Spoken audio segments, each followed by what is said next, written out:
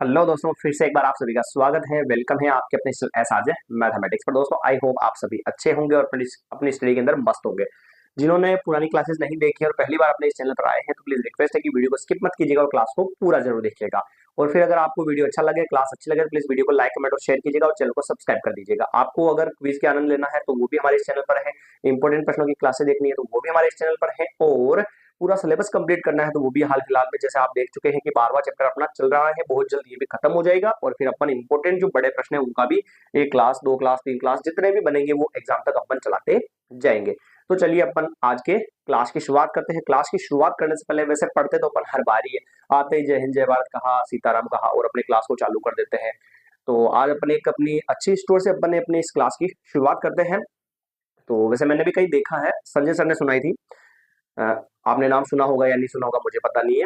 तो मैंने देखी है। तो मतलब क्या है कि एक बार क्या है कि कृष्ण भगवान और अर्जुन एक रास्ते से कहीं जा रहे थे और उन्होंने देखा कि रास्ते में एक भिखारी क्या मांग रहा है, भीख मांग रहा है, ये माँ दे दे दे दे। तो अर्जुन ने कहा कृष्ण भगवान को कि ये भगवान तूने कैसे कैसे लोग बना दिए जो भीख मांगते, काम वाम कुछ करते नहीं है। तो भगवान ने अनसुना कर दिया और वहां से चल दिए। तो अर्जुन के दिमाग में आया कि क्यों ना मैं उसकी थोड़ी सहायता कर दूं ताकि वो अगली बार भीख न मांगे और अपना कुछ बिजनेस करे, अपना कुछ काम करे और अपने दम पर खड़ा हो जाए। तो अर्जुन ने सोचा कि मैं उसकी सहायता कर दूं। तो अर्जुन ने क्या किया, उसको बुलाया था, इधर आ बे इधर आ। और उसको क्या किया, एक सोने का कॉइन दे दिया, कि उसको एक सोने का सिक्का दे दिया। तो वो खुश हो गया, भाई माई बाप, वाह माँ कसम आपका बड़ा भला होगा। ऐसा खुश होके और अर्जुन ने कहा कि भाई अब इधर नहीं दिखना चाहिए तू भीख मांगता हुआ, कल से अपने काम दाम से काम रखना, ठीक है भाई। चार सा फट वो वहां से निकल गया। भाई वहां से निकलने के बाद उसने रास्ते में सोचा कि भाई मैं जाऊंगा अपने घर पे और पूरे गांव के अच्छी अच्छी चीजें सब खरीद लूंगा मैं और अपना ये क्या नाम रुतबा दिखा दूंगा। तो रास्ते में मिला एक चोर और ये माँ कसम उसको इतना मारा, रप्पा रप रप्पा रप, और उसका कॉइन लेके भाग गया। ठीक है भाई, भाग गया। वो परेशान होकर वापस घर चला गया और अगले दिन वापस वो क्या चला गया, वहीं पर भीख मांगने चला गया।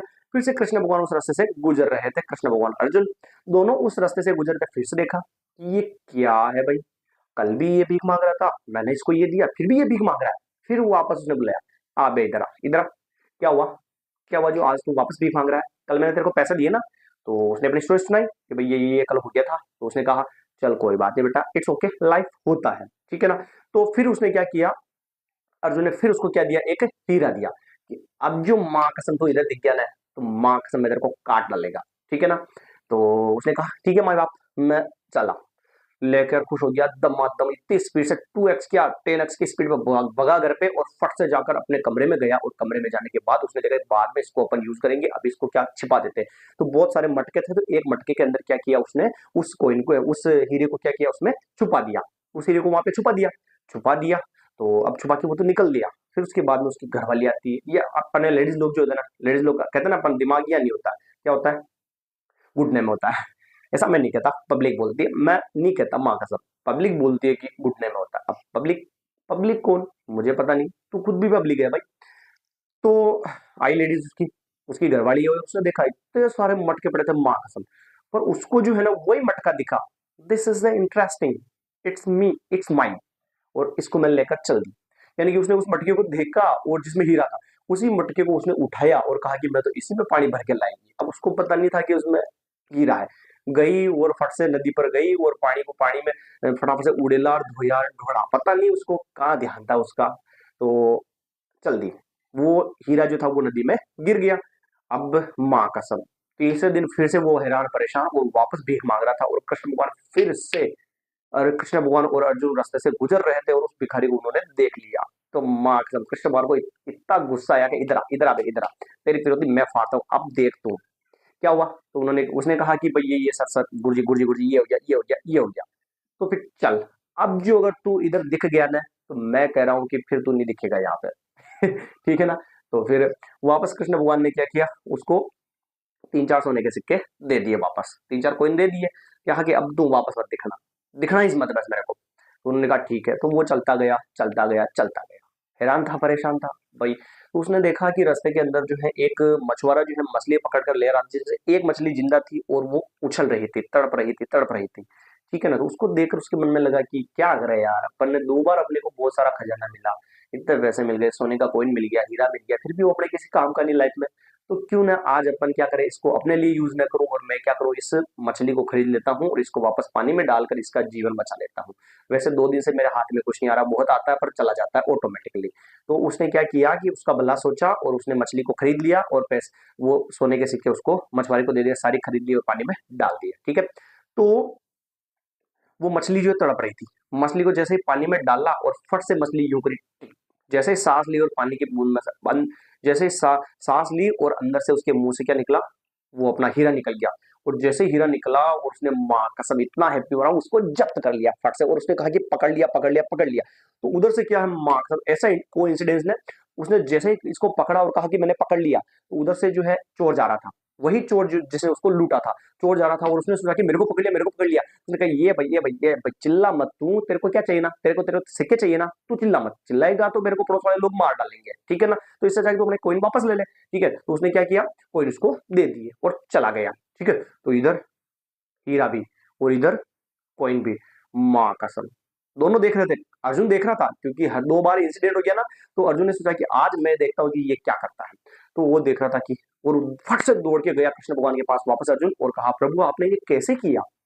तो कृष्ण भगवान ने कहा कि भाई जब तूने उसको पैसे दिए, जब तूने उसको कॉइन दिया तो उसने किसके बारे में सोचा, अपने बारे में ना। ठीक है, और जब तूने वापस उसको हीरा दिया तो भी उसने किसके बारे में सोचा, अपने बारे में ना। पर जब मैंने उसको कॉइन दिए थे तो उसने किसके बारे में सोचा, दूसरों के बारे में। ठीक है ना, तो इसलिए मैंने किसके बारे में सोचा, उसके बारे में। तो मोरल ऑफ द स्टोरी ये है, सीधी सस्ती बात है कि हमें जो है हमेशा अपने बारे में ही नहीं, अभी कभी कभी दूसरों के बारे में भी सोचना चाहिए, दूसरों का भला भी करना चाहिए, ताकि हम अगर दूसरों के बारे में सोचेंगे ना तो भगवान खुद जो है अपने बारे में सोचेंगे, यानी कि हमारे लिए वो तत्पर रहेंगे। अगर हम दूसरों के बारे में सोचेंगे तो हमेशा हमें अपना स्वार्थ नहीं देखना है, स्वार्थ देखो अपना, पर दूसरों को तकलीफ न हो, दूसरों की भलाई भी करनी चाहिए। ताकि अगर हम दूसरों के बारे में सोचेंगे तो भगवान स्वयं हमारे बारे में सोचेंगे। तो आप भी इस सोच को लेकर चले और परीक्षा में अपने जो भी मित्र हैं उन सभी को टीपा डालना नहीं भाई, नहीं इतना भी नहीं करना कि आप पलट जाओ, पर हाँ दूसरों की सहायता जरूर हमें करनी चाहिए। तो चलिए आज की स्टोरी अपनी कंप्लीट हो चुकी है, अब बात करते हैं अपन आज के प्रश्नों की। तो प्रश्न अपन ने पिछली क्लास के अंदर 4 किए थे, अब 4 से आगे कंटिन्यू करते हैं। चौथे के बाद पांचवा प्रश्न देखिएगा भाई।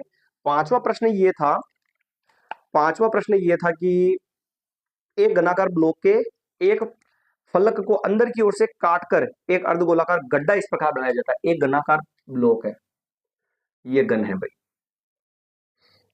है गन। चलिए इस गन में से क्या किया, एक ब्लॉक अंदर से काट लिया जाता है, एक अर्धगोला यहां से क्या कर लिया जाता है, इसमें से एक अर्धगोला इसमें से काट लिया जाता है। गुरुजी काट लिया, एक अर्धगोला काट लिया जाता है। तो प्रश्न ये कहता है कि अर्धगोले का व्यास गन के एक किनारे के बराबर है। अर्धगोले का जो व्यास है, ये अर्धगोले का जो व्यास है वो किसके बराबर है, गन के किनारे के बराबर है। अगर माना कि गन की भुजा ए है तो इसका व्यास भी क्या हो गया, ए। तो ऐसे लिखेंगे अपन, माना कि गन की भुजा, माना कि गन की भुजा क्या है, ए। तो इस अर्धगोले का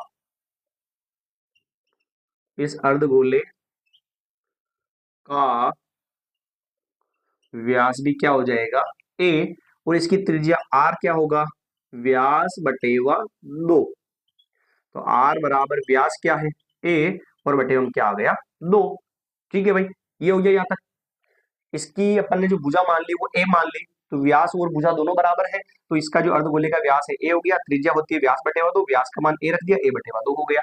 अब प्रश्न ये कहता है कि शेष बचे ठोस का पृष्ठीय क्षेत्रफल ज्ञात कीजिए। शेष बचे हुए ठोस का पृष्ठीय क्षेत्रफल, तो मेरे को यूं बताओ, अपन क्या करते हैं, इस गन का पृष्ठीय क्षेत्रफल, गन है तो 2, मैंने क्या कहा, जब कभी भी 2 आकृतियां ज्वाइंट हो जाती हैं, जुड़ जाती हैं, तो कौन सा लगेगा, वक्र। केवल गन वाले में क्या लगेगा, संपूर्ण। तो ऐसे लिखूंगा, समझना ध्यान से, शेष ठोस का पृष्ठीय क्षेत्रफल बराबर, एक तो क्या लगेगा, गन का संपूर्ण पृष्ठीय क्षेत्रफल प्लस घन का संपूर्ण पृष्ठीय क्षेत्रफल।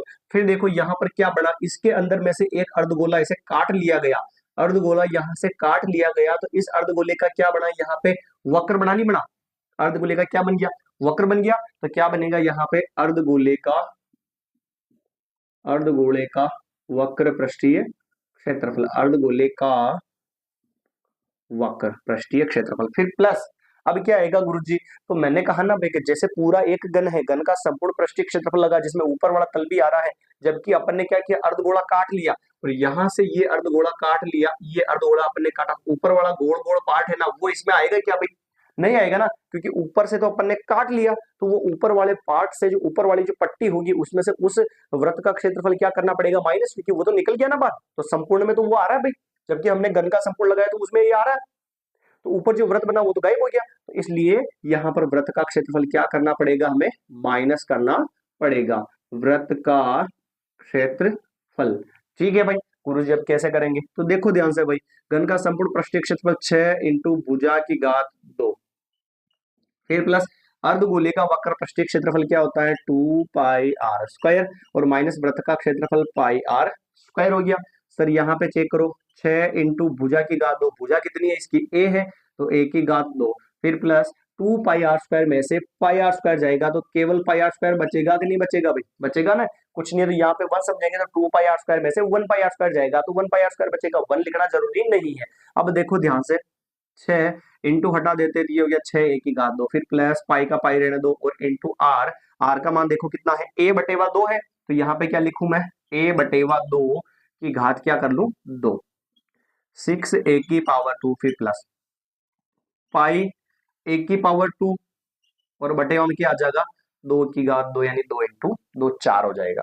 ठीक है, कोई दिक्कत है क्या, आप इसको एलसीएम लेकर आगे भी सोल्व कर सकते हो, हम एलसीएम नहीं ले रहे हैं, यही तक छोड़ रहे हैं। ठीक है भाई, बाकी आप इसको एलसीएम लेकर भी आगे सोल्व कर सकते हो, कोई दिक्कत नहीं होगी, आपको आ जाएगा, और आप कहो तो ले लूं भले मैं आपके लिए। चलिए नीचे वाली संख्याओं का क्या कर लेंगे, गुणा, तो 4 इससे गुणा होगा तो 4 इंटू 6 24 a स्क्वायर, फिर प्लस 1 इससे गुणा होगा तो पाई a स्क्वायर, दोनों में चेक करो क्या सेम है भाई, एक तो a स्क्वायर सेम है, a स्क्वायर बाहर लिया तो क्या बचा 24, और फिर इधर क्या बचा प्लस पाई, और नीचे कितना चल रहा है 4, मैटर क्लोज बस। तो ये इसका जो है क्या आ गया, शेष भाग का पृष्ठीय क्षेत्रफल आ चुका है। क्लियर, ये था अपना सवाल नंबर 5वां।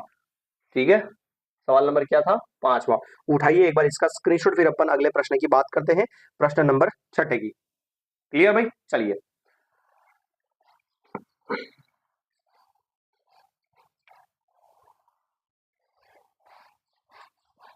हाँ, अच्छा सोच के चलिए तो आपके साथ अच्छा ही होगा भाई, है ना, केवल अच्छा सोचना है और अपने काम से काम रखना है, मेहनत करते जाइए तो कहीं ना कहीं आपको उसका लाभ जरूर मिलेगा, और काम भले ही कर रहे हो आप और किसी के बारे में बुरा सोचते हो तो कहीं ना कहीं आपको उसका जो आप गलत कर्म कर रहे हो उसका भी आपको फल भुगतना ही पड़ेगा। प्रश्न छठा देखिएगा, छठा प्रश्न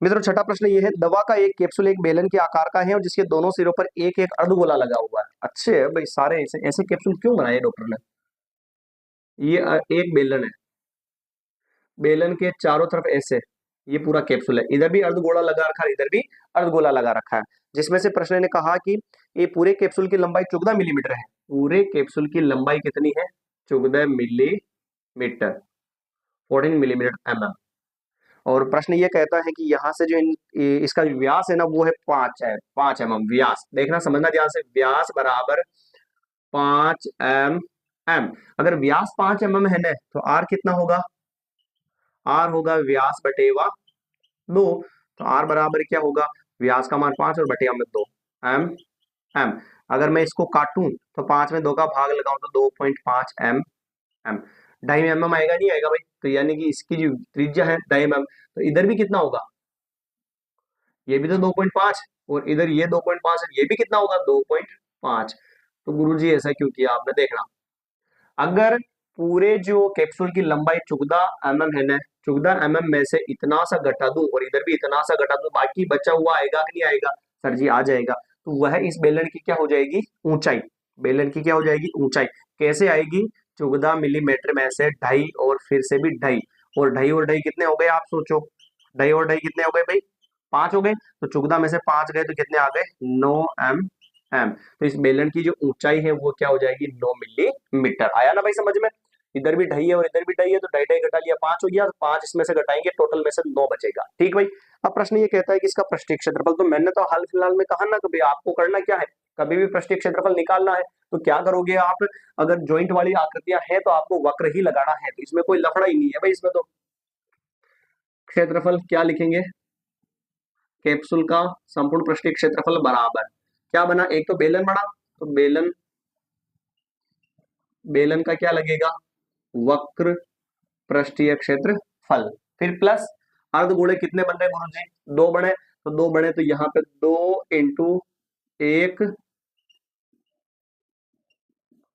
एक अर्धगोले का क्या लगेगा, वक्र पृष्ठीय क्षेत्रफल, एक अर्धगोले का वक्र पृष्ठीय क्षेत्रफल। बेलन का वक्र पृष्ठीय क्षेत्रफल, बेलन का वक्र पृष्ठीय क्षेत्रफल क्या है, 2πr h होता है, फिर प्लस 2 इंटू अर्धगोले का वक्र पृष्ठीय क्षेत्रफल 2πr स्क्वायर, फॉर्मूला लिखा अपन ने।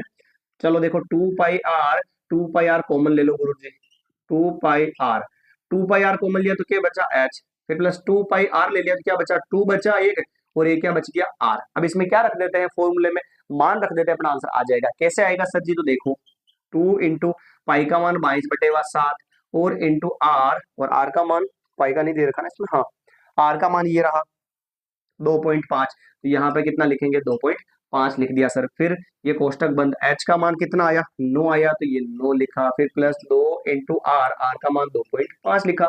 लीजिए सर, पॉइंट ट्रायल बटेगा में कितना आएगा 10 आएगा, 2 से काटा अपन ने इसको कितनी बार, 5 बार, 5 से इसको काटा अपन ने 5 बार, तो ये 5 22 इंटू 5/7, फिर कोष्टक 9 प्लस ढाई को 2 से गुणा कराया, 2.5 के डबल कितने होते हैं भाई, 5 होते नहीं होते, तो डायरेक्ट लिख दो ना 5, कोई दिक्कत क्या है। ये हो गया 22 इंटू 5/7 इंटू ये हो गए 14, इसको काटा अपन ने इसे कितनी बार, 2 बार, तो आंसर क्या हो गए 22 इंटू 5 इंटू 2, तो आंसर गुणा करवाएंगे तो 220, और मिलीमीटर की घात क्या हो जाएगी 2 हो जाएगी, क्योंकि क्षेत्रफल में घात 2 ही लगती है ना, तो क्षेत्रफल क्या हो गया इसका 220 मिलीमीटर की घात 2। फटाफट से उठाइए एक बार इसका स्क्रीनशॉट, फिर अपन अगले 7वें प्रश्न की भी बात करते हैं। ज्यादा लंबे प्रश्न जो होंगे ना बेटा उसको अपन नहीं पढ़ेंगे, और उनको अपन क्या कर देंगे, छोड़ देंगे, क्योंकि ज्यादा प्रश्न लंबे पूछेंगे नहीं इसमें। उठाया प्रश्न एक बार,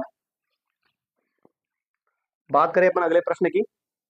देखिएगा अगला प्रश्न है प्रश्न नंबर 7वां।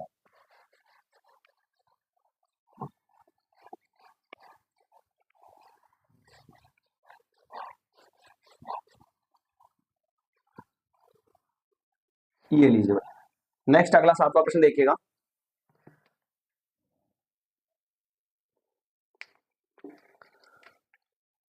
प्रश्न 7वां ये कहता है कि कोई एक तंबू बेलन के आकार का है जिस पर एक शंकु अध्यारोपित है, और यदि बेलनाकार भाग की ऊंचाई ये और ये है तो तिर्यक ऊंचाई भी है, इस प्रकार प्रयुक्त ये हो और नो।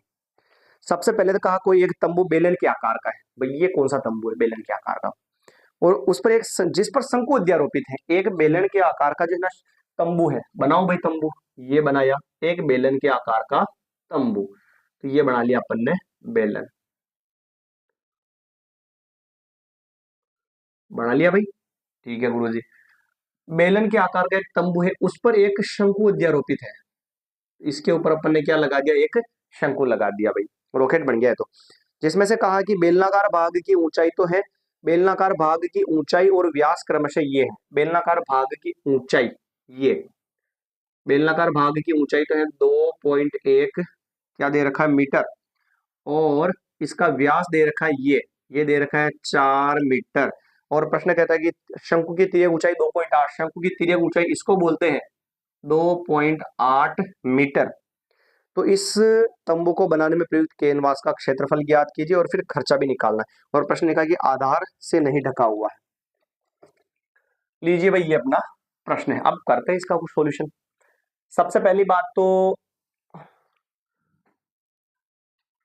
इसका क्षेत्रफल निकालना ना कैनवास का, तो यहां पे लिखूं मैं जैसे कैनवास का क्षेत्रफल,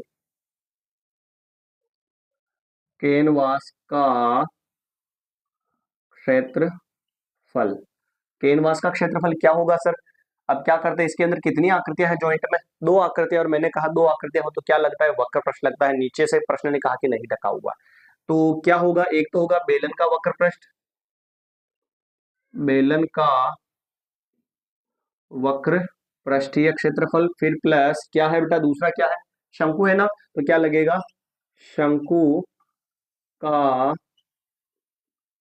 वक्र पृष्ठीय क्षेत्रफल, शंकु का वक्र पृष्ठीय क्षेत्रफल। ठीक है भाई, चलिए, बेलन का वक्र पृष्ठीय क्षेत्रफल क्या होता है, 2πr h, और प्लस शंकु का वक्र पृष्ठीय क्या होता है, πr l। आर आर दोनों की सेम है या नहीं है, और ऊंचाई से कोई लेना देना है ही नहीं शंकु का। चलिए, अब चाहिए, देखो इधर सोल्व करते हैं, पाई आर तो ले लो कॉमन, पाई आर कॉमन लिया गुरुजी, तो 2h बचा, और इधर क्या बचा, एल बचा।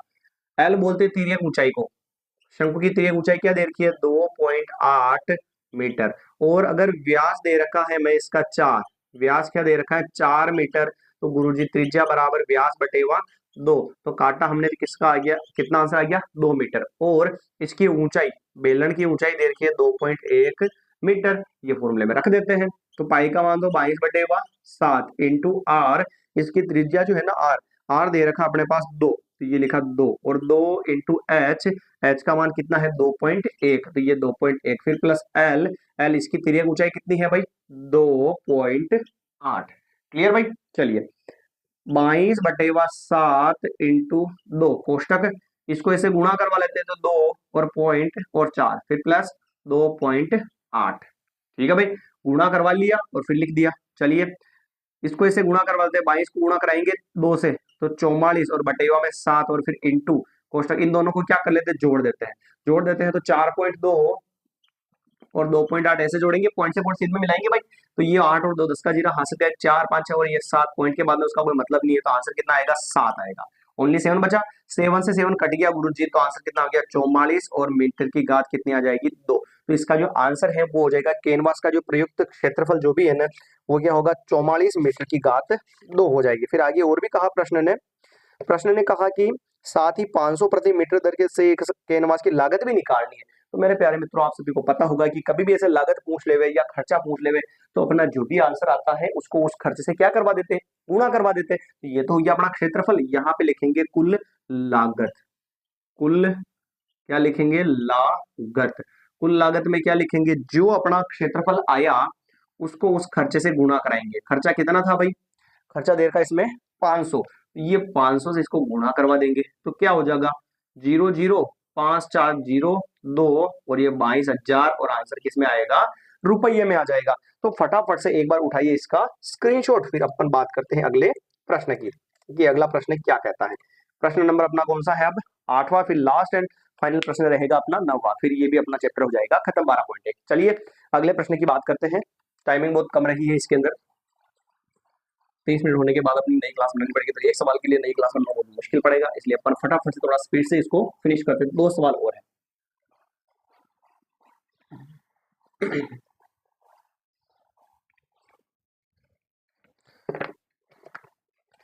देखिएगा अगला प्रश्न कैसे है।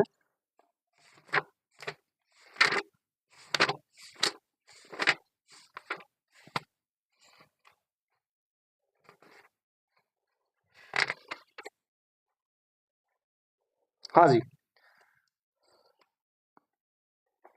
प्रश्न है अगला, ऊंचाई दे रखी है 2.4 सेंटीमीटर और व्यास दे रखा है 1.4 सेंटीमीटर वाले एक ठोस बेलन में उसी ऊंचाई और इसी व्यास वाला एक शंक्वाकार खोल काट लिया जाता है। एक बेलन है गुरुजी, ये इसमें से क्या किया, एक शंकु काट लिया जाता है, अंदर से क्या किया, एक शंकु काट लिया, इसी ऊंचाई का और इसी व्यास या त्रिज्या का। ठीक है भाई, चलिए, इसकी ऊंचाई है 2.4, ऊंचाई है 2.4 सेंटीमीटर, और इसका व्यास दे रखा है गुरुजी 1.4 सेंटीमीटर।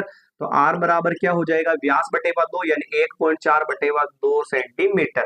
तो आर बराबर 2 की टेबल में चुगदा कितनी बार में, 7 बार में, और पॉइंट के बाद में एक अंक छूटा हुआ तो एक अंक छोड़ देंगे, इधर क्या लगा देंगे, 0 और सेंटीमीटर। और ऊंचाई, तो ऊंचाई कितनी है गुरुजी, 2.4 सेंटीमीटर। चाहे आप शंकु की ऊंचाई कहो, चाहे आप बेलन की ऊंचाई कहो, उसने कहा ना समान ऊंचाई के, उसी ऊंचाई वाला, तो इसी ऊंचाई वाला शंकु काटा अपन ने। शंकु की वो भी ये होगी, इसकी भी ये होगी, ठीक है। तो प्रश्न कहता है शेष बचे ठोस का निकटतम वर्ग सेंटीमीटर तक क्षेत्रफल ज्ञात कीजिए। अब इसका अपने को क्या निकालना है, क्षेत्रफल निकालना है गुरुजी। तो कैसे निकालेंगे, देखो ध्यान से।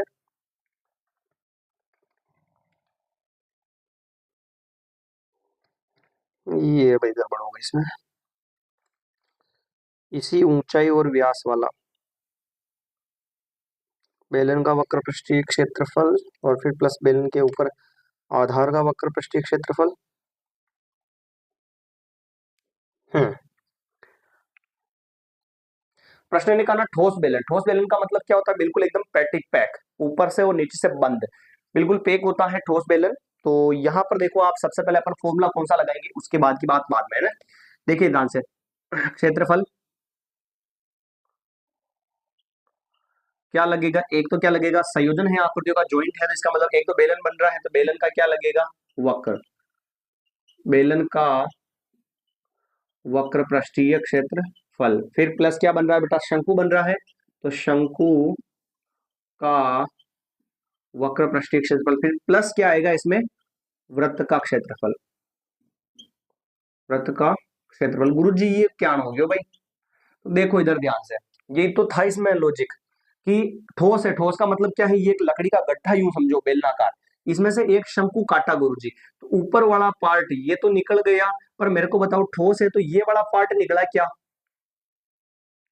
ये वाला तो बंद ही है ना भाई। और गुरुजी ये वाला बंद है, तो आपको क्या करना, एक तो बेलन का वक्र लगा और एक शंकु का क्या लगा, वक्र लगा, और नीचे वाला पार्ट गायब नहीं हुआ है क्योंकि ऊपर से काटा है, तो ऊपर से है ना, तो ये तो ठोस दे रखा था, और ठोस में वो चीज मानी जाएगी, तो इसलिए ये नीचे वाला आधार का क्षेत्रफल, बेलन का नीचे वाला आधार क्या होता है, वृत्त होता है गुरुजी, तो इसलिए क्या लगा, वृत्त का क्षेत्रफल। और बेलन का वक्र पृष्ठ क्या होता है, 2πr h। बेलन का वक्र क्या होता है, 2πr h, फिर प्लस शंकु का πr l, और फिर प्लस वृत्त का क्षेत्रफल πr² हो जाएगा यहाँ तक। तो अब गुरु जी आर का एल का मान कहाँ है, तो एल का मान अपन ने निकालना सीखा है, एल बराबर √r² प्लस h का स्क्वायर। तो एल बराबर क्या होगा, √r का मान कितना है 0.7, तो 0.7 की घात 2, फिर प्लस h कितना है 2.4 की घात 2। अब देखना, 7 की घात 2, 0.7 को 2 बार खुद से गुणा कराएंगे तो क्या आएगा 0.49, फिर प्लस इधर 2.4 की घात 2, मतलब 2.4 को 2.4 से गुणा कराएंगे तो आएगा 5.76, और अब दोनों को क्या कर लूं मैं गुरु जी, जोड़ लूं, तो क्या हो जाएगा 6.25। और आप सभी को पता है प्यारे मित्रों, पॉइंट हटाएंगे तो नीचे कितना आ जाएगा, 100 आएगा कि नहीं आएगा। पॉइंट के बाद में कितने अंक थे, 2 अंक है ना, तो क्या आ जाएगा नीचे 100 आ जाएगा। अब दोनों की क्या निकाल लेते हैं अपन, अभाज्य गुणनखंड निकाल लेते हैं। दोनों के अभाज्य गुणनखंड के आ जाएंगे, तो देखिएगा ध्यान से, अंडर रूट ये 5 × 5 × 5 × 5, और नीचे 2 × 2 × 5 × 5, 5 से 5 कट, 5 से 5 कट, तो ऊपर जोड़ा बना तो क्या बचा, 1 5 आ गया, और नीचे 2 × 2 क्या हो गया, एक जोड़ा बना तो 2 आ गया, तो आंसर क्या हो जाएगा 2.5 आ जाएगा। ठीक है भाई, तो आप अब इस फॉर्मूले में मान रख के पता कर लेना भाई, क्योंकि 3 मिनट की क्लास है और उसके लिए एक सवाल के लिए नई क्लास बढ़ाएंगे तो फिर मुश्किल हो जाएगा, तो इसलिए मैं इसको यहीं पर खत्म करता हूं, और आप इसमें मान रख के सोल्व कर देना। अगर आपको दिक्कत आए तो बता देना, कमेंट कर देना, फिर बनाएंगे उसके लिए अलग। ठीक है भाई, ये था अपना सवाल। इसी का एक सवाल नंबर ये अपना 8वां था। 90 प्रश्न का भी फॉर्मूला बता देता हूँ, फिर आप कंप्लीट करना उसको, केवल गुणा भाग ही करना, आप फॉर्मूले में मान रखो और आंसर निकाल लो। अगला प्रश्न है और उसका आंसर दे रखा है, सवाल दे रखा है कि एक लकड़ी के ठोस बेलन के प्रत्येक सिरे पर एक अर्धगोला खोदकर निकाला गया तो वस्तु बनाई जाती है, तो दर्शाया गया है कि बेलन की ये देखिए, बेलन की ऊंचाई ये वाला पार्ट है भाई, इधर से एक अर्धगोला निकाला, इधर से भी एक अर्धगोला निकाल दिया गया, तो फिर बाकी जो बच रहा है उसका क्षेत्रफल निकालना है ना। तो क्षेत्रफल क्या आएगा, देखो क्षेत्रफल क्या होगा देखना, एक तो क्या बन रहा है बेलन, तो बेलन का क्या आ जाएगा, वक्र, फिर प्लस अर्धगोले का भी क्या बनेगा, वक्र बनेगा ना, मैंने कहा आकृतियों का संयोजन में ये भी वक्र बनेगा। तो अर्धगोले कितने इसमें देखो गुरुजी, 2 अर्धगोले हैं, तो 2 × 1 अर्धगोले का वक्र। ठीक है भाई, चलिए बेलन का वक्र पृष्ठीय क्षेत्रफल 2πr/h, और फिर प्लस 2 × अर्धगोले का क्या होगा 2πr²। 2πr गुरु जी कॉमन ले लू मैं, तो ले लिया, इधर h बचा, इधर क्या बचा 2 पाई, एक आर निकल गया तो इधर 2 आर बचा। अब इस फॉर्मूले में आप क्या करना गुरुजी, मान रख देना। ज्यादा जल्दबाजी नहीं कर रहे पर गुणा भागी करना, और फिर लास्ट सवाल बचा हुआ तो इसके लिए अलग क्लास बनाना ज्यादा मुश्किल रहेगा। और इसकी ऊंचाई दे रखी है, बेलन की ऊंचाई दे रखी है 10 सेंटीमीटर, और इसकी त्रिज्या भी दे रखी है 3.5 सेंटीमीटर। तो ये दो मान ही तो है भाई, तो आप इसको रख कर सोल्व कर लेना। फिर अपन अगली क्लास के अंदर जो है इसके 12.2 के प्रश्न की शुरुआत करेंगे। मिलेंगे अपन नई क्लास के अंदर। आई होप अगर आपको समझ में आया हो तो वीडियो को लाइक कमेंट शेयर कीजिएगा। मिलेंगे अपन नई क्लास में। धन्यवाद।